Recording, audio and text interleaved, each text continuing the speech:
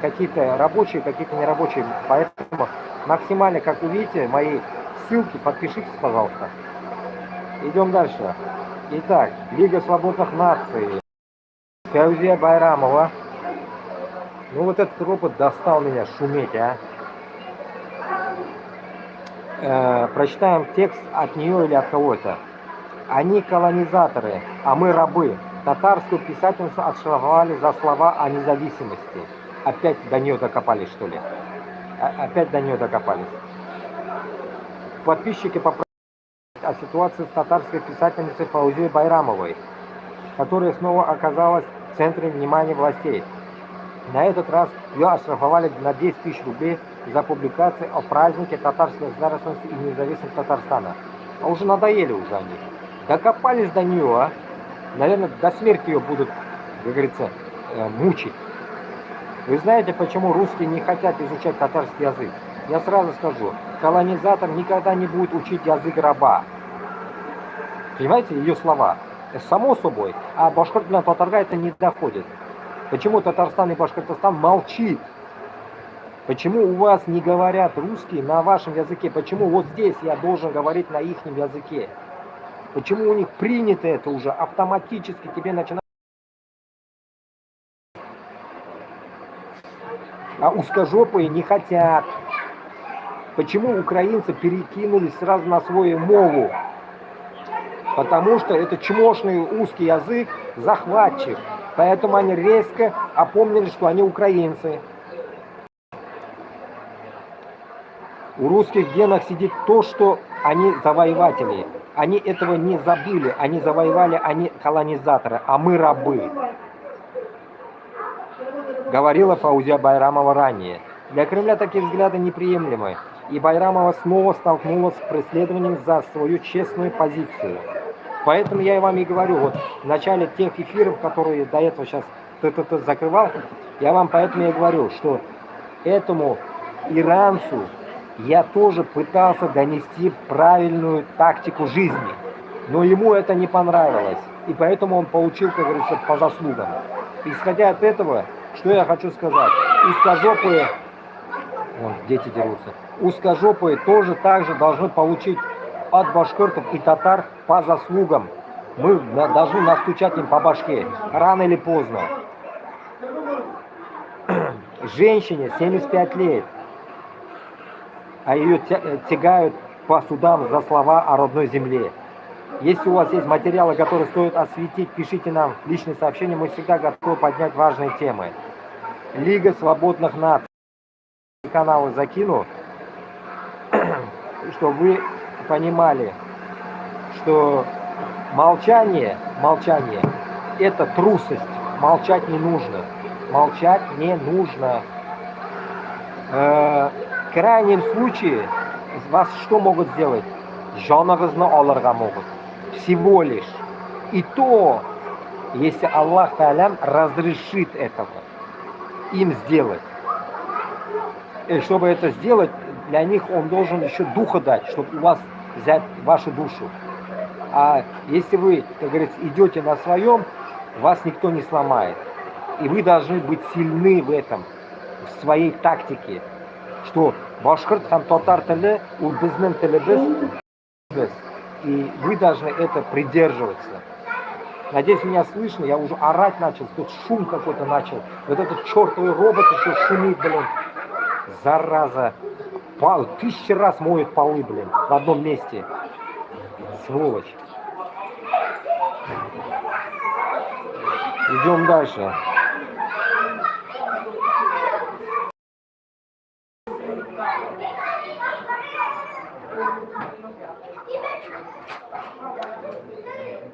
Бывший соратник, и читаем дальше.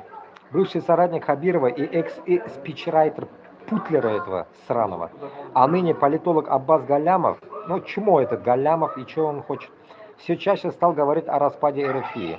Процесс пошел настолько очевидным галопом, что не замечать его невозможно. Этот Галямов, чтобы вы понимали, кто такой, чтобы вы поняли, этот Галямов живет в Израиле. Башкирский ублюдок, который живет со своей женой в Израиле. Я просто в шоке, когда башкиры живут в Израиле. Понимаете, я просто херею. Нет, что у тебя, своей родины нету? У тебя что, блин? И самый Галямов, ублюдок, топит за узкий мир. Он примерно на стороне навальнистов, Ходорковского, из этой категории ублюдков. Поэтому, как говорится, это не наш чувак. Мурзагулов почти такой же. Это Станиславский, Мурзагулов такой же почти. Вы должны различать нас. Габасов кто, я кто, Айсин кто. Нас вы должны различать. Процесс пошел настолько очевидно галопом, что не замечать его невозможно. Думаю, что на этапе ослабления режима, когда в стране вновь на повестку станет вопрос о распаде страны, как это было после революции 1917 года, а также в конце перестройки сепаратистские настроения в этот раз охватят не только привычные к этому национальной республике, но и наиболее пострадавшие от войны приграничные регионы типа Белгорода, Брянска, Курска, жить с Москвой они могут больше не захотеть. Идея некой независимой среднерусской республики становится вполне реалистичной. Но я вам одно скажу. Брянск, эти места, если они были исконно украинскими землями, они перейдут Украине. Я еще раз пройдусь по землям. До Воронежа будет Кавказ. Дальше Украина хоть что пусть забирает. Псков, Москов, тоже забирайте, делайте Украины. Или там Ингерманландия будет. Дальше будет Кавказа, наши территории, Идель-Уральские территории. Эльза, Мокша, Чуваши, татары, башкирты и так далее. Все эти будут наши землями. Поэтому там узкожопому миру вообще ничего не светит. Вы в своем московском болоте будете барахтаться со своими лягушками, так сказать. Идем дальше.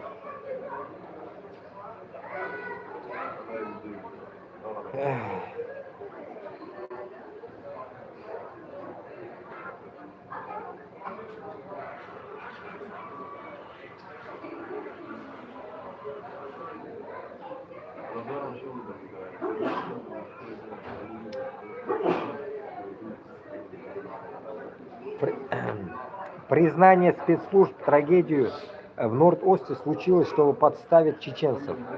Бывший сотрудник ФСБ Александр Литвиненко до своей гибели в 2006 году рассказывал очень опасные вещи для Кремля и Путина. И одна из них, почему случился Норд-Ост. Ну, Литвиненко, кто знает, помните, наверное, почему он рассказывал. Все, он рассказал, и его чпокнули.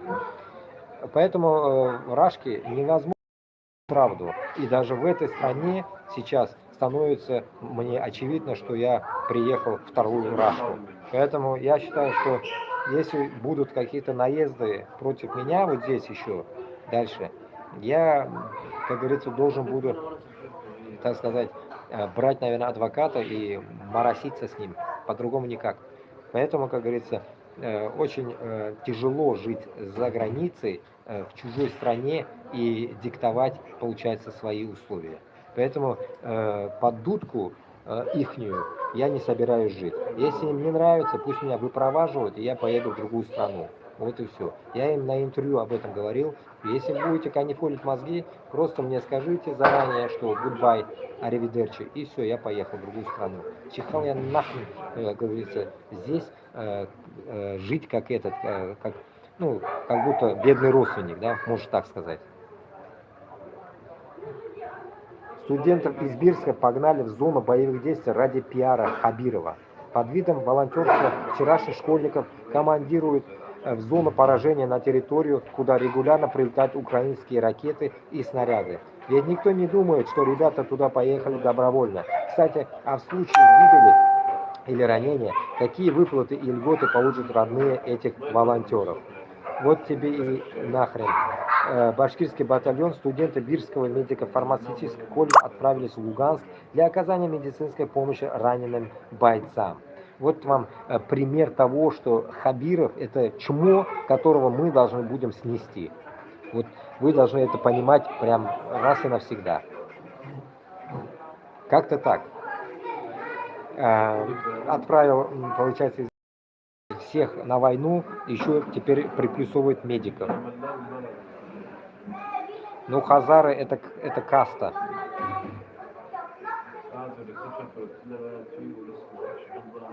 Ну, хазары это каста.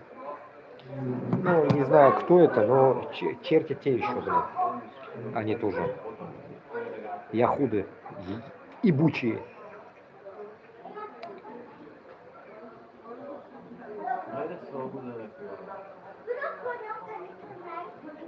Так, идем дальше.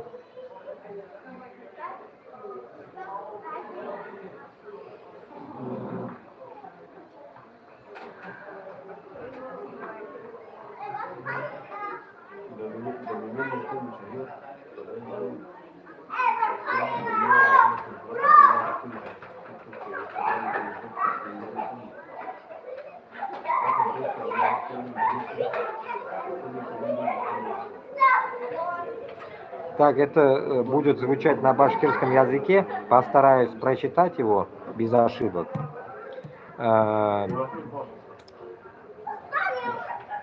Ну, попытаюсь потом перевести, не знаю, смогу ли я перевести его по-нормальному. Итак, башкорт руха. Башкорт bilan татарларга относится это. Надеюсь, это всем относится, конечно. Озатлык яки унайлы түрмә.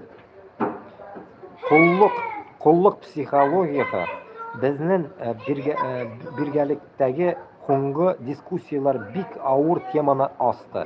Күптәр өчен диагноз булып торган фикер яңгыраны. Көнбаеш яки сит үлгәләгә буендырык дәүләттә яшәгәнсә, хәзерге власть империя өстендә калу яхшырак. Этот абзац постараюсь перевести. Тут говорится о том, что в последнее время пошла такая психология рабства, что если мы сменим свою власть имперскую, которую сейчас они живут под империей Москвы, чем на европейскую или там американскую, ну типа другую, так сказать, власть империи, да, то лучше уж примерно по этой психологии, лучше уж оставаться, говорят они, на этой имперской тематике, российского империализма. Примерно вот это оно доносится об этом, чем менять шило на мыло. Поэтому я вам всегда и говорил, нашему башкорту и татару тяжело будет объяснить, когда Кашапов бегает за турками и говорит: Эрдоган, помоги, помоги, Путин, помоги. Бля, вот это, Путин, помоги, вот это не получается, туганлар. Вы должны понимать одну вещь, что башкорт bilan татар буйсынмасқа тиеш, бір кімге де. Мен мында сізге шуны даже, не зря же вам про свой инцидент даже рассказываю. Я не буду буйсынырға. Я чихал нахрен на эту страну, и они мне не командующие. Они мне никто, я им тоже никто. У них есть тактика. Держат они, беженцев или нет? Все, хотят они держать? Да, нет, пошли нахрен. Вот так должно быть действие. Это честно. Честность, вот она и есть такова реальность. А когда вы говорите, что с одной империи на другую перекидываться, само собой, шило на мыло, башкорт bilan татар не будет менять. Почему? Потому что не нужно, как говорится, от Москвы отходить и переходить под турецкий гнет. Если мы можем сами спокойно жить.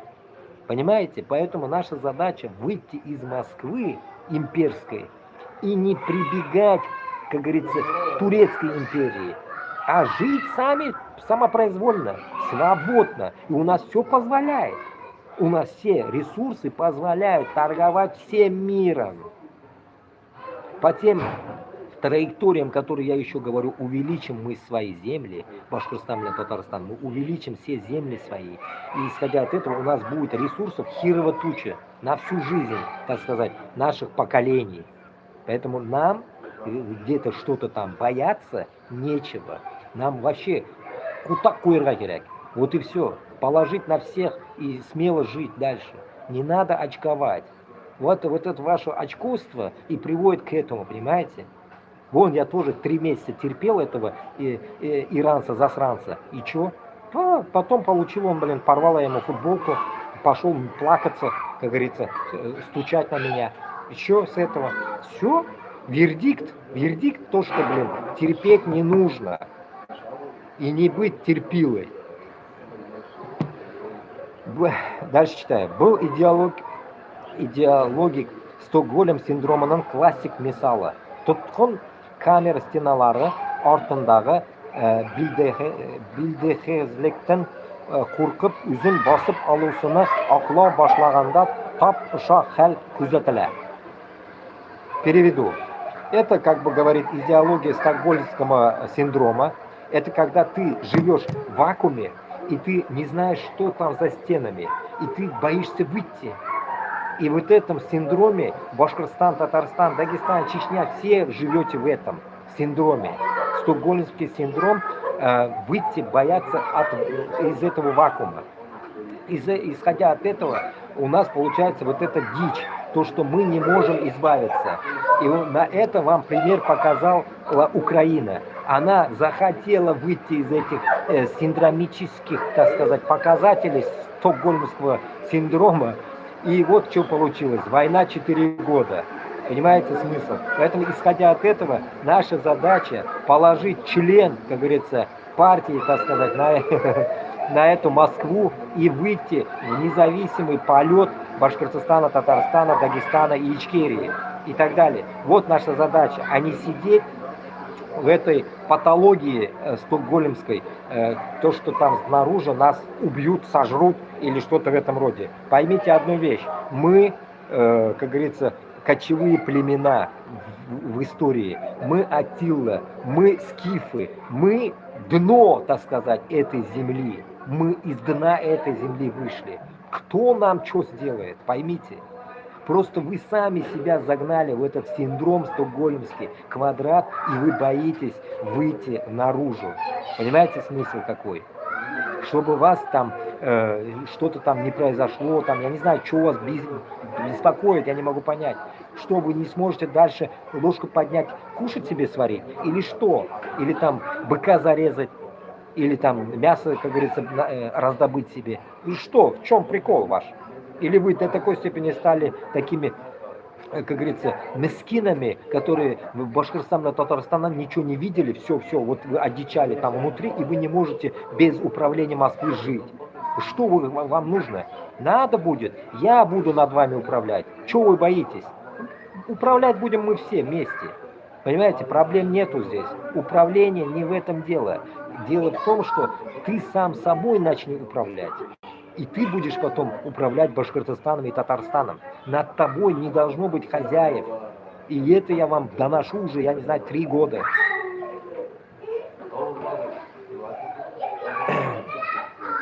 Не үшін кишилер иректен баш тарта. Почему, говорит, люди от свободы склоняют голову? Вопрос. Первое. Яуплылыктан курку. Яуплылык. Вот это яуплылык в переводе жауаплык, ну да, это типа за ответственность бояться. Я вам еще раз говорю, вот я, живя здесь, в Европе, несколько раз уже, 4 года живу в этот раз. До этого жил 4 года. И в итоге 8 лет живу в Европе. Я понимаю одну вещь, что за границей жить нелегко. И мы научились здесь отвечать за свою жопу, так сказать. И поэтому, как здесь нам никто не потеряет нашу жопу. Мы сами себе потеряем свою жопу. А вы внутри жауаплыкны үзегизге ихтибар иткенсиз экен за то, что над вами командует Москва. И поэтому вы не можете от этого оторваться. Но это легко. И, как говорится, командовать над вами нет смысла. Нет смысла. Вы не маленькие дети, чтобы над вами командовать. Вы сами себе хозяева. Вы сами себе можете построить Башкортостан с Татарстаном и быть счастливыми, независимыми. Понимаете? Вот к чему должны мы стремиться. Так. Дальше. Империя хинен усун барахада хал итальян. Империя говорит, за тебя все решила. Хина изелер хәлен мөшкіл, әмма хине иктисадты нисек төзергә, дөнья менән нисек конкуренция инәргә һәм үз хаталарын өсөн нисек явып бирергә дип баш ваттыгы түгел. Типа говорит, тебе типа думать обо всем ничего не надо, все за тебя думает Москва. Поэтому ты живешь как бы, как сказать, без головной боли. Но, туганлар, нам именно нужна эта головная боль, чтобы мы сами решали над своей землей, что делать. Башкортостан и Татарстан. Мы сами себе должны быть хозяевами, а не кто-то там за нас. Понимаете? Поэтому не нужно думать о том, что мы сами себя не сможем построить без Москвы. Это только тупые так думают. Идем дальше. Буйындырыктызлык ул иң беренче нәүбәттә авыр хезмәт һәм һәр кемнең шәхси яуаплылыгы. Буйындырыксызлык. Подчинение, наверное, переводится. Подчинение – это в первую очередь, говорит, очень тяжелое служение, говорит, и каждого ответственность. Рухы хиссиз булгандар өйрәнелгән багуударды үстен күрә. Слабые духом люди, поставленные, наученные им Москвой задачи, они видят на первом месте и боятся, да, ну, мысль того, что дает она знать, что вы боитесь. Второе. Куркыткыз мифтар хаклану шарахыт итеп. Кеше көнбайыш юлы дөньяга дәүләт яки заманса стандартта турында ишеткәч пропаганда менән агуланган мәйәһе шунда ук сионистлар, агентлар һәм башка куркыныч шәүләләрне уйлап сыгара. Страшные мифы внутри, чтобы сохраниться, чтобы вы сохранились на своем месте, они выдумывают всякие там людей, что типа вас кто-то захватит или что-то в этом роде, и вы придете в стандарт, так сказать, мировой стандарт, и после этого типа там еще какие-то агенты, сионисты, там еще туда-сюда, короче, этим вас пытаются напугать. И вы, получается, как зомби идете по стопам, так сказать, Москвы. Потому что Москва вас, как говорится, и бьет, и доит. Был реаль хәлгә күз йому өсөн унайлы ысул. Дөньяның алга киткәнен, үзендән урта бауырдарда калганында танылгансын заговорларга ышану күпкә энәләрәк. Так, мир идет вперед, продвигается, а ты, говорит, остаешься в каком-то этом, ну, в отсталом мире, получается, остаешься, и тебе пытаются навязать какие-то заговоры извне, как будто бы, и вас кто-то дурачит. Еще раз вот к этому как раз-таки остановимся и скажу, до этого, помните, в ТикТоке Ольга какая-то писала мне, ты кто, что-то такое, и, что там, земля, банана. Вот я вам отвечу вот как раз-таки насчет этого, что надо мной никто не командует. Поймите, я сам инициативу взял в свои руки и сам вам веду эти эфиры. У меня нет никого. Вон они даже против меня все здесь. Кто они за меня? Говорит, тебе Англия платит? У меня нет Англии, я в Нидерландах. Мне они не платят. Если бы платили бы, я, наверное, здесь бы не жил бы в этих чертовых лагерях. И не жил бы с сраным иранцем. Понимаете, у меня нет этого. Поэтому я обычный человек, как и вы, который просто понял, что, с империей жить нельзя. И это я вам просто доношу. Не больше и не меньше. То, что вот есть, я вам читаю. То, что есть, жизнь идет, протекает такая же жизнь, как и у вас. Просто мучение. Почему? Потому что не в своей тарелке я живу. А вы живете в Башкортостане, в Татарстане, но манкурты. Я не манкурт, альхамдулилля. Вот как-то так. Вот это я вам и доношу, чтобы дошло вам до вашей башки, долбаной. Так, третье. Kemketilүүгө үйрөнүү. Унлаган һәм йөзләгән еллар дәвамында тукмагаларда ашаткандыр дигән газат калып шала. Бұл рухтың ең куркыныч энелүү, кеше үзенең үзелгән хәле менән шул тиклем бирегә, хатта ирек бирергә маташуды ул үзенең тутырлыклы бәхетлегезлегенә янаган хәүф итеп кабул итә башлай. Вот правильно, я вот то, что об этом сейчас вам и говорю, что кемсетелүү өйрәнүү. Сез кемсетелгәнсез, вы униженные, и этим самым, получая веками издюлей от Москвы, вы живете терпилами.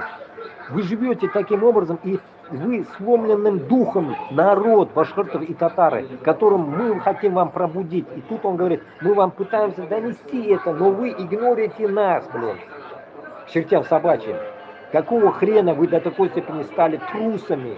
Почему вы внутри пытаетесь только думать о том, что жить с Москвой?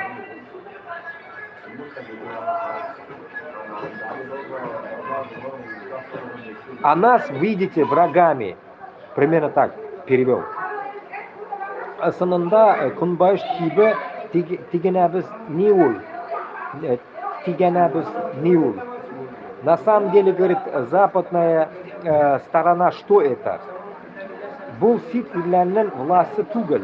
Бұл закон, технологиялар һәм интеллект власы. Бұл ил үз заводтарын төзегән, үз акылдарын белгестирән, экспортлаган һәм метрополия өчен түгел, үз гражданнары өчен файдалы булган кагыйдалар белән яшәгән усур. Западная власть и так далее, он говорит, это не то, что это не власть земель, говорит, а это закон, технологии, интеллекта и так далее, и так далее. Как бы они строили заводы, и все для своего народа. Вот здесь, в западной, так сказать, в западных законах, это жизнь для народа, а не против народа. А в империи все против народа. Чмырят нас, блин. Понимаете, вот это тут примерно он описывает. Юмга, округление, или там завершение. Әгәр хез прогресстан застойга күлпәнләккә караганда ныгырак куркагыз икән, демәк төрмә тышта түгел, хәзер эсегездә. Так, результат какой? Если вы боитесь прогресса и живете в застойном мире, то значит вы живете в тюрьме, а не в свободе. Ирекле ил изге башта турыхында хыяллангандар яки үзгәрештәрдән куркандар тарафыннан төзелмәйсәк, уны үз өстенә яуплылык алырга һәм киләсәккә куркмайсан карарга әзер булгандар төзелсәяк. Ирек үз анында деоккупациондар башлана. Переведу примерно. Свободная страна начинается в свободной голове, ну, так сказать, в правильной голове.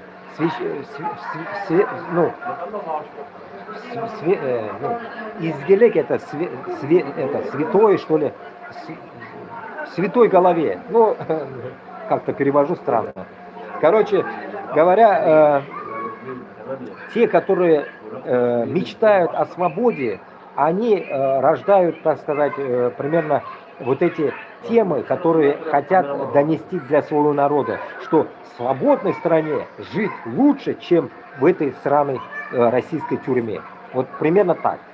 Ну, примерно. Поэтому, исходя от этого, вы должны понимать, дайте лайк поставлю, понимать, что это на башкирском языке, просто мне тяжело читать, потому что я башкирский не изучал. Я знаю только читать татарский, узбекский, вот как-то полегче мне их читать. Поэтому еле как читал. Шуларга дуслар, нәрсә әйтергә инде? Безгә тырышырга кирәк, башкиртна татарга үзебезне Haqimizni talab eta bilirga kerak. Bizni ota-bobolarimiz talab etgan bit haqni. Biz da shu talabni o'tirga tejmiz. Biz shu talabni imkonin olirga tejmiz.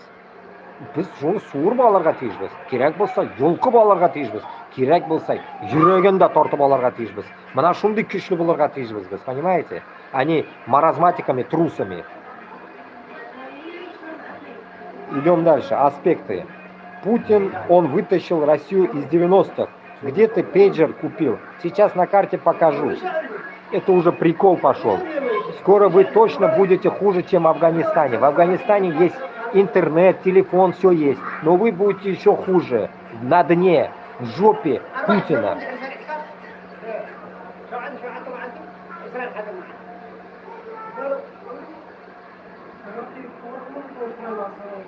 Блин, где эта дичь? Куда я ее потерял? Улетела вот это. Привет, я из Башкирии. Салям.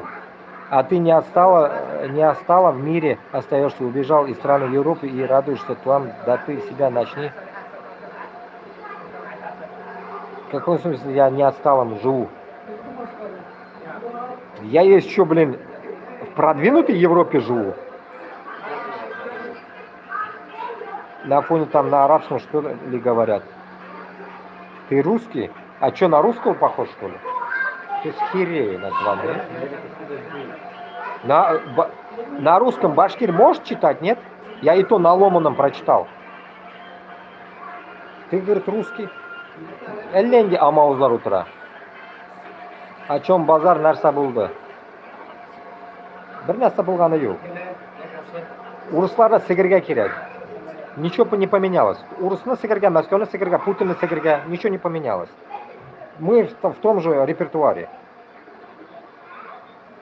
Сейчас я кучу просеял тут, сейчас дойду до этого. Дочитаем. Так.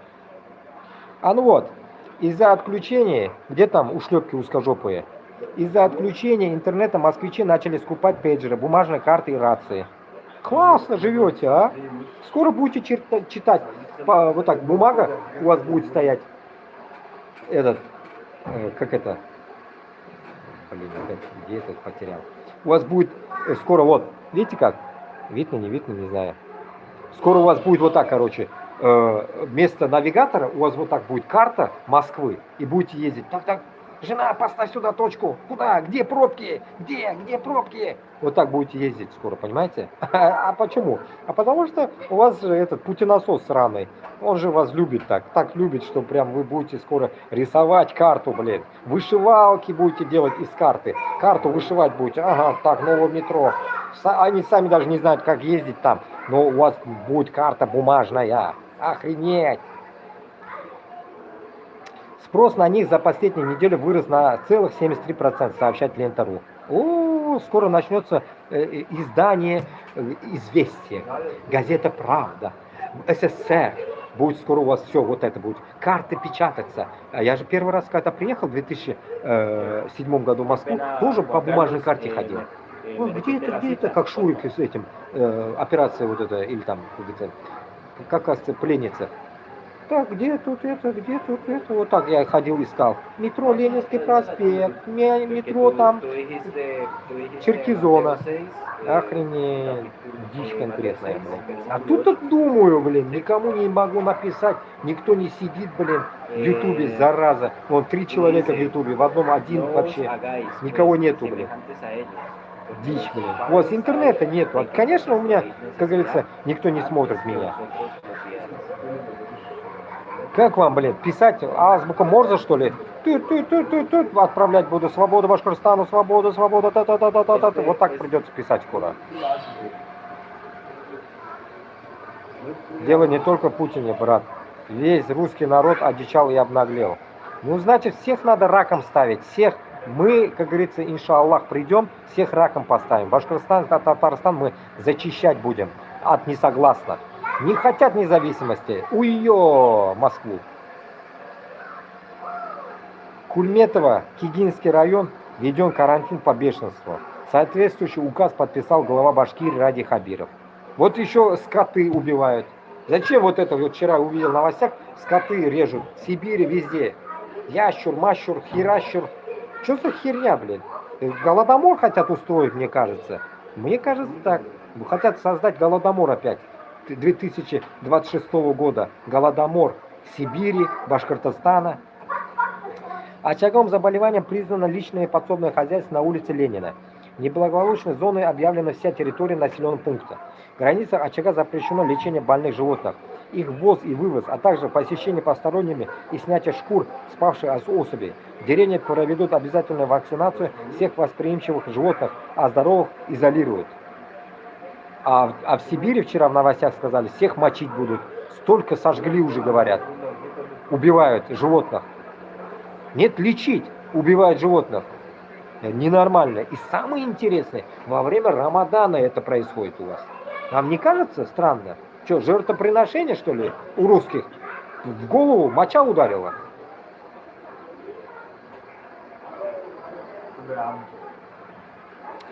Скрепные скрепы российские.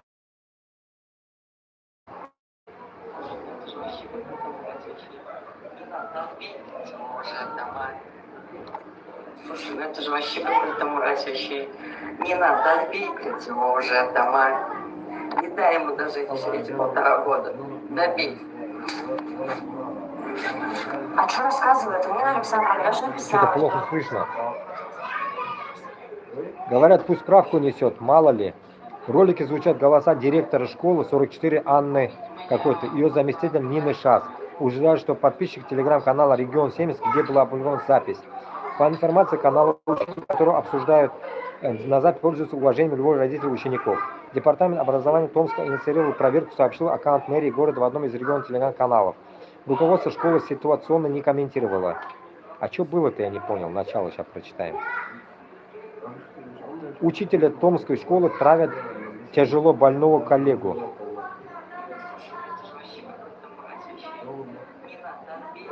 На этой аудиозаписи слышно, как педагог обсуждает своего 20-летнего коллегу, который борется с лейкемией и ездит на операцию. Учитель обращается к нему оно и желает, чтобы его побыстрее добили. Охренеть. Стаферулlah.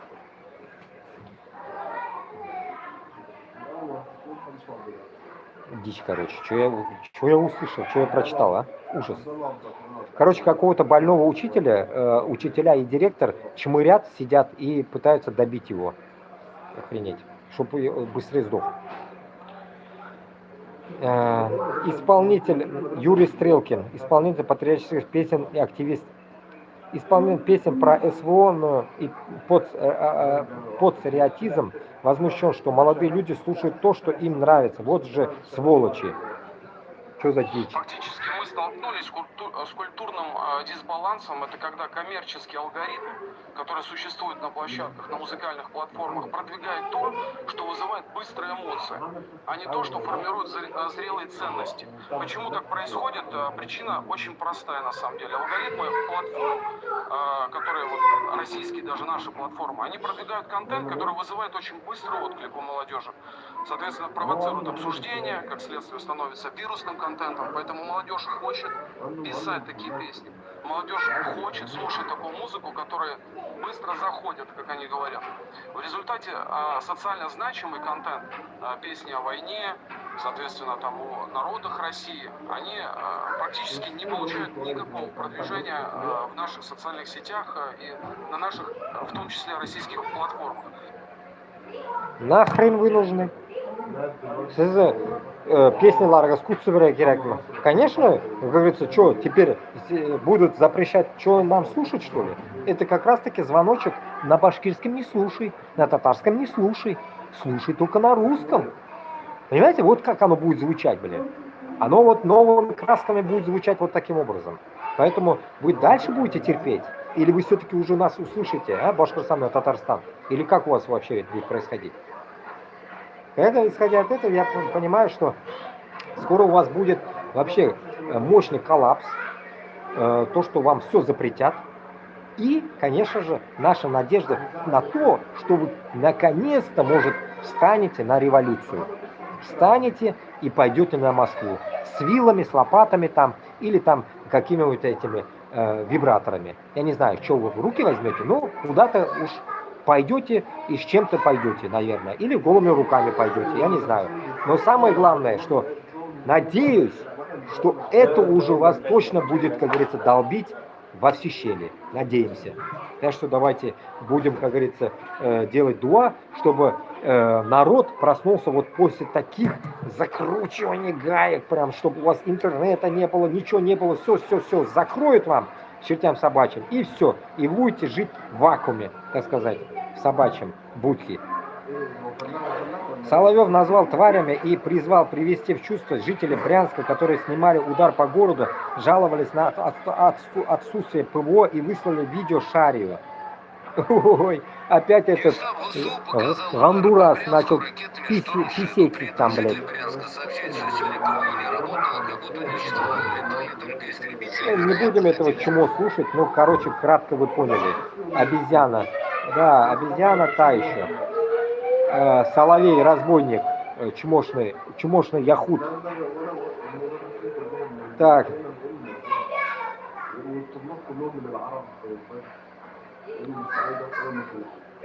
7 причин лечь в психодиспансер. Первое. Питание все включено. Второе. Никаких звонков. Третье. Можно выспаться. Четвертое. Можно улететь без самолета. Пятое. Креативные соседи. Шестое. Бесплатные интересные препараты. Седьмое. Можно разговаривать с самими собой, и это нормально. Не благодари.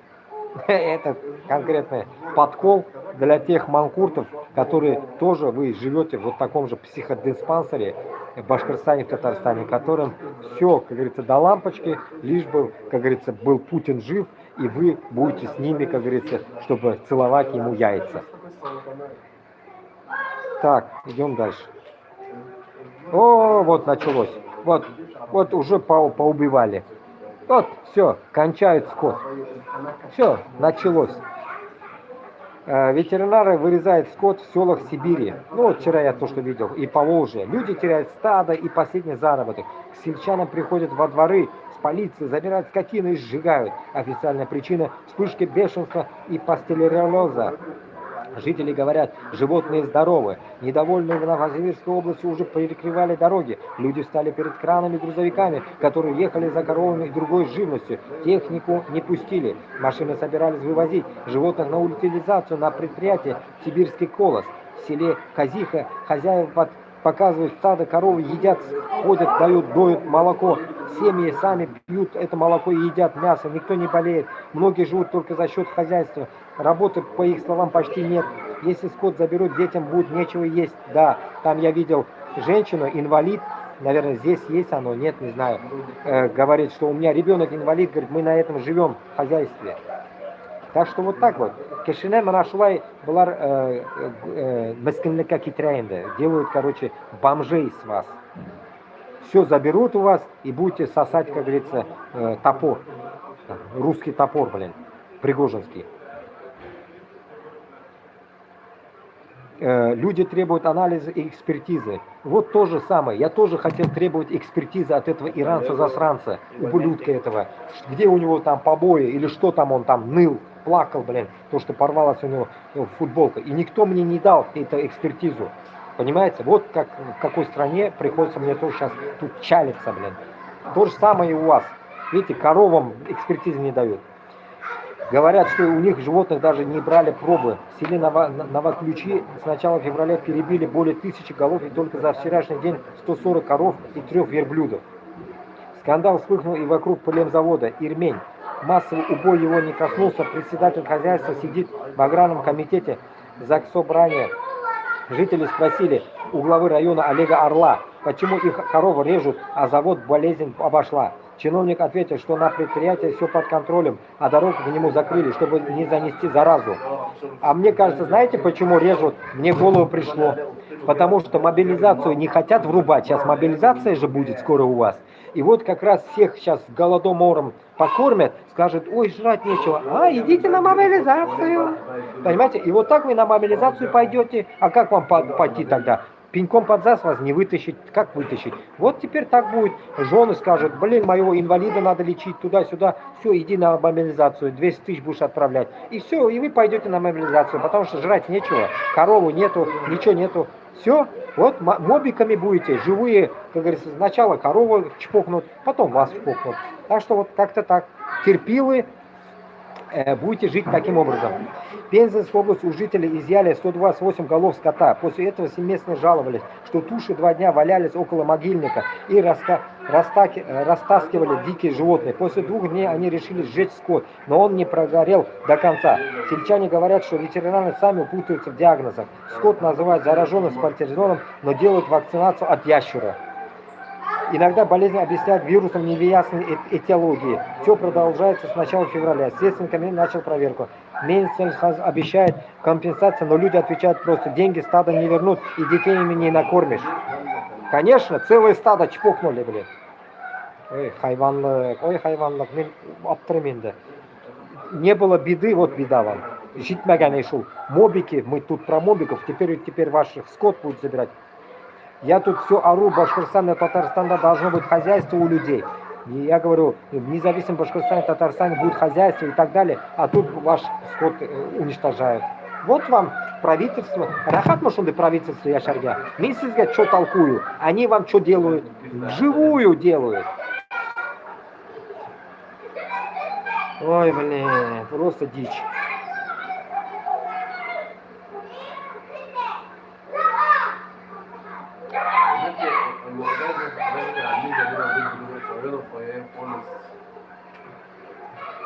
Так. Массовое избиение башкир в России — это мелкое хулиганство. В Ярославле после футбольного матча Шинник-Уфа русские нацисты решили порезать башкир и других с виду нерусских людей. Вечером 9 марта в торговый центр «Аура» ворвалось до 100 подростков, взяв с собой шокеры и ножи. Были избиты несколько людей. Одного из пострадавших, 17-летнего юношу, ударили ножом в спину. Врачи зафиксировали у него непроникающее ножевое ранение. Медицинская помощь также понадобилась 2 16-летним подросткам с сотрясением мозга и 15-летней девушке. Несмотря на то, что российские в новостях тщательно пытаются скрыть избиение толпой в торговом центре «Аура», людей по национальному признаку, даже Мизулина написала, что 4 подростка пострадали в результате нападения группы сверстников в одном из торговых центров Ярославля после матча футбольной команды «Шинник». Возбуждено уголовное дело по статье хулиганстве.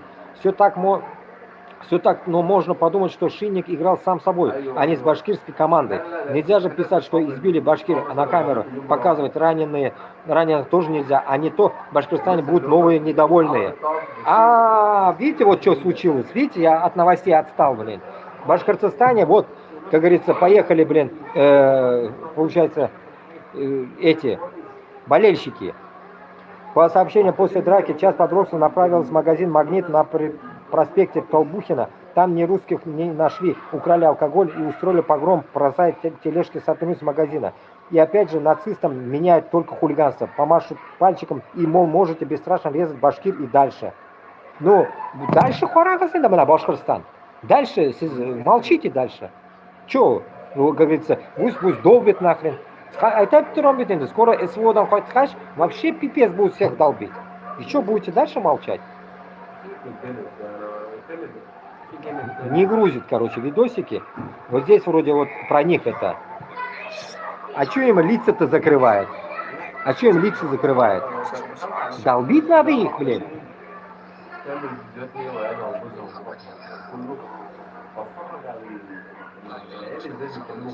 На людей не русской национальности.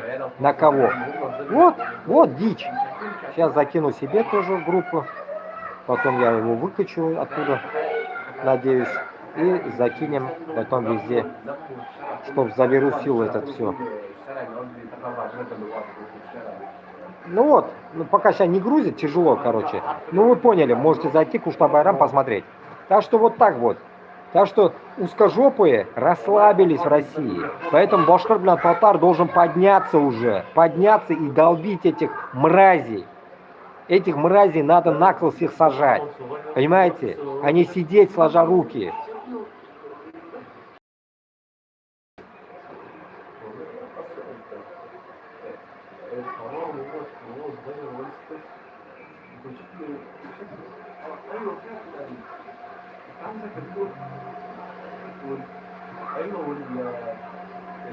У нас цена на пиво выросла, и я его перестал пить. Удивительно. Так, короче, вы поняли, да, массовое избиение.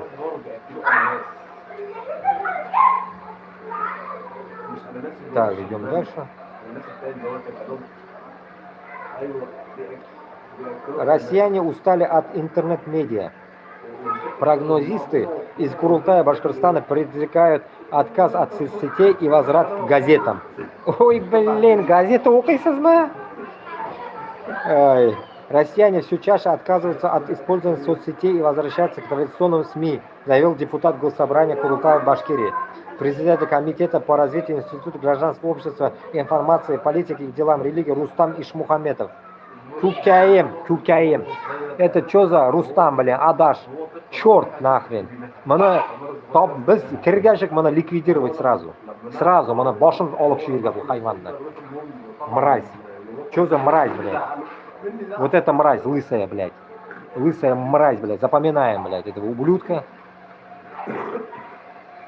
Газеты, мы дадим ему пожрать газеты. Ишмухаметов сослался на некое исследование, согласно которому у людей есть усталость от интернет-медиа. По его словам, нужно поддерживать стремление отказываться от социальных сетей.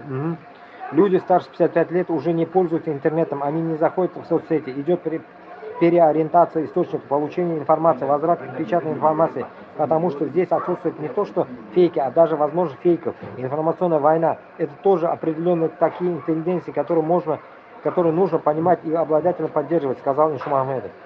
Нет, в каких-то других регионах об этом говорили, нет? Почему именно Башкортостан мы слышим постоянно, какая-то дичь несется из Башкортостана, блин? По словам депутата, развлекательный контент совсем надоедает, а у людей возникает потребность получать серьезную государственную информацию. Кучсеберя керек, цены информация, лживая ваша информация, гандонов, блядь, которые несут дичь, блядь, с Москвы, блядь, ушлепки, блядь. Хайваны тупорылые, блядь.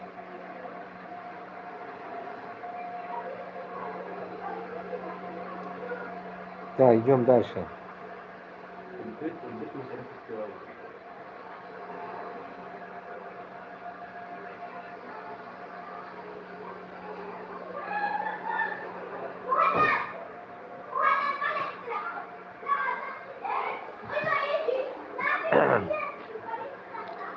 Украина, не Россия. Почитаем сейчас программу.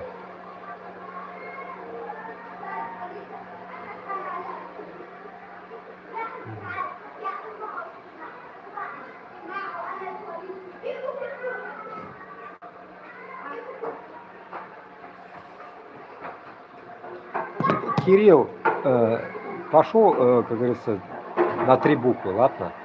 Буду я у тебя спрашивать, чем я занимаюсь или нет, блядь. Всех узкожопых будем чпокать, блядь. Вот это вы запомните раз и навсегда.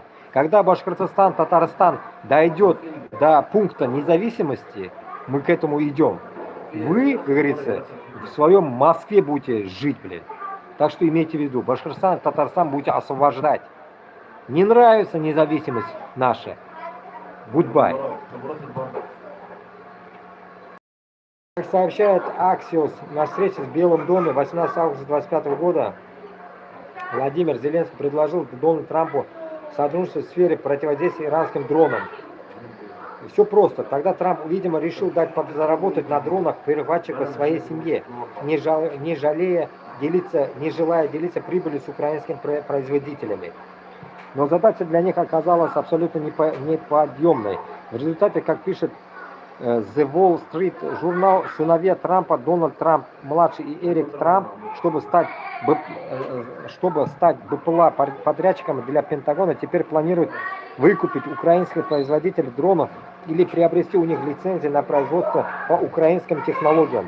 Отмечается, что сделкой занимается частная компания по сборке дронов Powers из Флориды, который сейчас сливается Averus Greenway Holdings. Холдинг владельцем поля для гольфа, акционером которой является семья Трампа. А о планах выкупить украинских производителей дронов или приобрести у них лицензию заявил основатель Powers Брэд Великович, ветеран спецназа армии США, который ранее рассказывал об американской украинской компании-производителях дронов. Семья Трампа через поглощение Powers хочет получать госконтракт Пентагона по инициативе Пентагон Дрон Доминанс, бесплотное доминирование 1 миллиард до 2027 года с целью создать собственный производственный сектор БПЛА и заместить доминирование на этом рынке Китая. Как отмечают эксперты, в данный момент бесплотный рынок США фрагментирован на множество небольших компаний, которые борются за место оборонных закупок США и практически не имеют прибыли. Быстрый вход в такой рынок компании, контролируемой семьей Трампа, причем с успешной и уже работающей технологией производства дронов-перехватчиков и наличием для них готового массового производства комплектующих, произведет создание семейной монополии и колоссальным объемом заказов. Ну, короче говоря, Окшага ульган ekan bu Трамп. Окша үшін күтім беруге әзір, как говорится, понимаете, да? Поэтому бізге конкретно білуге керек бір нәрсе, что пока мы расшевелимся за независимость Башкортостана, Татарстаном, Трамп еще 1000 раз поменяется. Поэтому придет другой. И вот если другой тоже будет такую же дичь нести, то нам, как говорится, только, само собой, как я всегда говорю, надеяться на себя. На себя. Поэтому, как говорится, лишь бы сейчас с победой вышла Украина, как говорится, чтобы чпокнули Москву, это будет, как говорится, ответным, так сказать, ударом этих 4 лет. Но если это не так будет, так просто закроют, как в Афганистане все это дело, забросят это все, то пиши пропало. Получается, никто не победил. Русня, короче, скажет, мы выиграли, Украина скажет, мы выиграли, и все на этом, и тамам. Шунарға бізге конкретно нужно думать, что башқұрт белән татар надеяться должен только на себя. А вот эти игры в шашки, как говорится, с другими, ну, так сказать, не нашего, так сказать, ума дело, и с другой стороны, вообще к нам оно не относится. Потому что если мы будем каждому прибегать к каким-то действиям, каждого сейчас этот поможет, ой, этот сейчас поможет, мы не можем, как говорится, под каждого человека подстраиваться. Поэтому нам нужно конкретно понимать, с кем мы идем и как у нас все это будет происходить. Поэтому наша задача, я думаю, это вместе идти с кем? С Ичкерией, с Дагестаном, с Башкортостаном, с Татарстаном. Вот 4, получается, огромные мусульманские республики, вот мы должны будем двигаться вместе. Нам другие, по сути, нафиг не нужны. Если нам 4 объединить общую какую-то силу, то мы сможем, как говорится, победить Москву без всяких других стран. Мобильный интернет в здании Госдумы РФ есть только возле гардероба, сообщил Медузе один из депутатов. О, видите? Один из депутатов. Даже в Госдуме нету интернета. Смешно, блин. Мобильный интернет в здании Госдумы РФ есть только возле гардероба. Я не могу понять. Wi-Fi не вырубили, получается, только этот вырубили. Получается, кабельный интернет не вырубили. Wi-Fi, туда-сюда, домашний интернет. А вырубили только мобильный, значит, получается. Дичь, короче. Первый мусульманский Зохран Мамдани провел ифтар в здании городской мэрии, пригласив представителей мусульманской общины. Это одно из первых подобных мероприятий на таком уровне в истории города.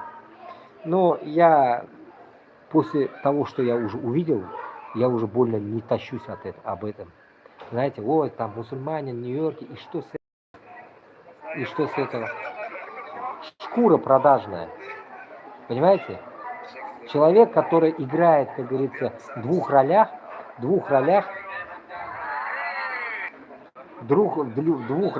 это не означает, что он ваш. Ему нужно отсидеться и на американском стуле, и на вашем стуле. Поэтому он будет играть и на... Как бы не ждите ничего такого классного, что что-то там мусульман там появится, или там что-то вы прям окрылитесь там, окрылянто будет у вас там, ничего не будет. Так что сейчас он так, зашел красиво, а дальше шинхварарсыз. Дальше больше, гарантии нету. Это чисто мое, так сказать, видение. Это из группы Раскавказ написано. Раскавказ выдернуто. Раскавказ. Но